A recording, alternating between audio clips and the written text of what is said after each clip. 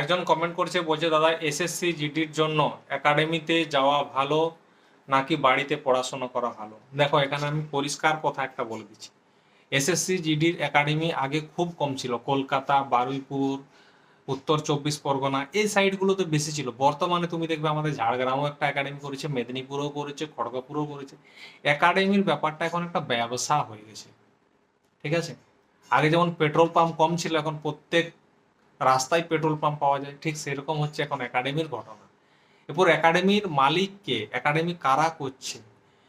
Academy মানে হচ্ছে যারা তোমার দেখা গেল এসএসসি জিডি রানিং এ গেল বা আর্মি রানিং এ গেল, চাকরি পেলো না, হাইট পেলো না, ফেল করে গেল, তারা এসে করে দেখছে যে আর হবে না, বয়স পেরিয়ে যাচ্ছে, তখন তারা একাডেমি খুলে দেয়। একটা অঙ্কের মাস্টার, একটা ইংলিশের মাস্টার, একটা ফিজিক্যালি মাস্টার রেখে নিল, তাদেরকে 10,000 টাকা করে বেতন দিল। একটা খাওয়ার লোক রেখে নিল, তাকে 10,000 টাকা বেতন দিল। প্রত্যেকটা ছেলের কাছ থেকে তো প্রচুর টাকা পাচ্ছে।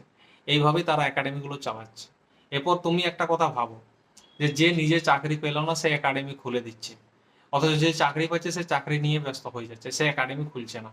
অনেকে এখানে বলবে যে দাদা ওদের কাছ থেকে তো চাকরি পাচ্ছে, তো তুমি একটা স্বাভাবিক জিনিস ভাবো, একটা গ্রাম থেকে 10টা ছেলে চেষ্টা করছে, কোনো একাডেমিতে গেল না, তারা কি চাকরি পাচ্ছে না?